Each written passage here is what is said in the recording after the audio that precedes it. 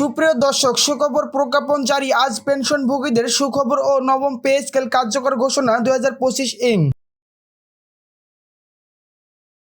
অর্থ মন্ত্রণালয় বিষয়ে যা বললেন এ বিষয়ে বিস্তারিত আলোচনা করার শুরুতে এখনও যারা আমাদের এই চ্যানেলটি সাবস্ক্রাইব করেননি, দয়া করে চ্যানেলটি সাবস্ক্রাইব করে পাশে থাকা বেল আইকনটি অন করে দিন।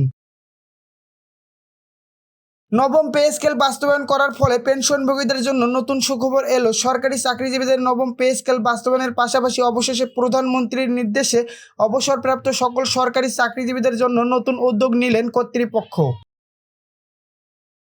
পে কমিশনের চেয়ারম্যান ডক্টর জাকির আহমেদ খান বলেন, বাংলাদেশের সরকারি চাকরিজীবীরা দীর্ঘদিন থেকে অবহেলিত। তাদের নবম বেতন স্কেলের মাধ্যমে বৈষম্য দূরীকরণ ও বেতন বৃদ্ধি করা এখন সময়ের দাবি। তাই আমরা সময় বিলম্ব না করে আগামী ডিসেম্বরের মধ্যেই নবম পে স্কেল কার্যকর করব এবং এর পরেই নির্বাচন অনুষ্ঠিত হবে। জাকির আহমেদের কথাই স্পষ্ট যে বাংলাদেশের সরকারি চাকরিজীবীদের মধ্যে যারা পেনশনভোগী আছেন তাদের বর্তমান সময়ে জীবনযাপন করা অত্যন্ত কঠিন হয়ে পড়েছে। দ্রব্যমূল্যের ঊর্ধ্বগতির দিক বিবেচনা করে আমরা পেনশনভোগীদের জন্য 5টি রেঞ্জ আকারে বেতন ও ভাতা বৃদ্ধি করব। তিনি আরও বলেন, যেহেতু বাংলাদেশের জাতীয় নবম পে স্কেল সরকারি চাকরিজীবীদের ভাগ্যের পরিবর্তন ঘটাতে যাচ্ছে, সেক্ষেত্রে আমরা 6 সদস্যের পরিবারের কথা চিন্তা করি 1.4 অনুপাতে বেতন নির্ধারণ করেছি। ভিডিওটি চলাকালীন এখনও যারা চ্যানেলটি সাবস্ক্রাইব করেননি, এখনই চ্যানেলটি সাবস্ক্রাইব করে বেল বাটনটি অন করে দিন।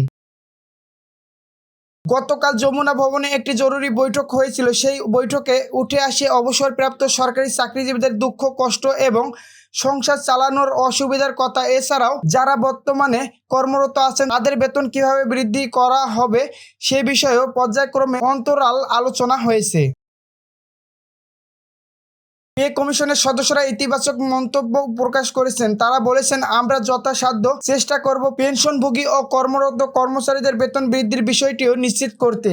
এ সংক্রান্ত অগ্রগতি ধারাবাহিকভাবে পর্যবেক্ষণ করা হবে এবং আগামী ডিসেম্বরের মধ্যেই তা প্রজ্ঞাপন আকারে প্রকাশ করা হবে। সরকারি চাকরিজীবীদের পক্ষ থেকে দাবি উঠেছে আগামী ডিসেম্বরের মধ্যেই যেন সকল কার্যক্রম সম্পন্ন হয়। যেহেতু জাতীয় সংসদ নির্বাচন অতি সন্নিকটে, তাই নবম পে স্কেল বাস্তবায়নের চূড়ান্ত ঘোষণা নির্বাচনের আগেই প্রকাশ করা জরুরি। এই বিষয়ে ইতিমধ্যেই পে কমিশন থেকে নতুন একটি বিবৃতি প্রকাশ করা হয়েছে। পে কমিশনের সদস্যরা জানিয়েছেন, আমরা দ্রুততম সময়ের মধ্যে বাস্তবায়নের লক্ষ্যে কাজ চালিয়ে যাচ্ছি। এদিকে প্রধানমন্ত্রীর কার্যালয় থেকে নির্দেশ দেওয়া হয়েছে যাতে আগামী ডিসেম্বরের আগেই সকল প্রক্রিয়া সম্পন্ন করা যায়। সূত্র মতে জানা গেছে, ইতিমধ্যে 5টি দফা বৈঠক সম্পন্ন হয়েছে। আবারও নতুন একটি বৈঠকের আয়োজন করেছে কর্তৃপক্ষ। এই বৈঠকের মাধ্যমেই সরকারি চাকরিজীবীদের জন্য নবম পে স্কেল বাস্তবায়নের চূড়ান্ত ঘোষণা আসতে পারে। যেহেতু প্রতিটি বৈঠকেই বেতন বৃদ্ধি ও দ্রুত সময়ে তা কার্যকর করার সিদ্ধান্ত উঠে এসেছে, আমরা আশাবাদী ডিসেম্বর মাসের শেষ সপ্তাহের দিকে অর্থ মন্ত্রণালয় থেকে একটি গেজেট প্রকাশ করবে। ভিডিওটি চলাকালীন এখনও যারা চ্যানেলটি সাবস্ক্রাইব করেনি, এখনই চ্যানেলটি সাবস্ক্রাইব করে বেল বাটনটি অন করে দিন।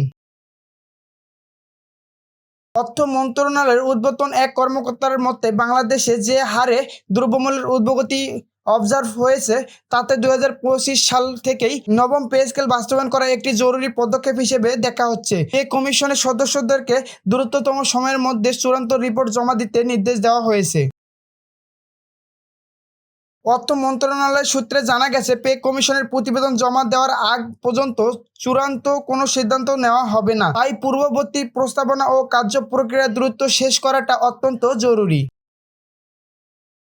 নবম পে স্কেল দ্রুত কার্যকরের পিছনে একটি বড় কারণ হলো দেশের বাজারে নিত্য পণ্যের অস্বাভাবিক মূল্য বৃদ্ধি। চলতি অর্থবছরেও দেশের বাজারে মূল্যস্ফীতি 10.18%, সাধারণত প্রতি বছর 5% হারে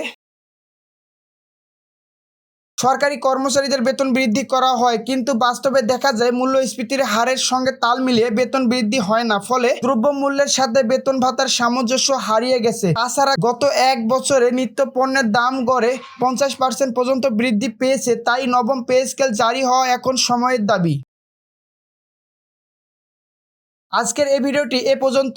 আশা করি ভিডিওটি থেকে দর্শকরা উপকৃত হয়েছেন। যদি ভালো লেগে থাকে তাহলে অবশ্যই আমাদের চ্যানেলটি সাবস্ক্রাইব করে পাশের বেল আইকনটি অন করে দিয়ে আমাদের সাথেই থাকুন।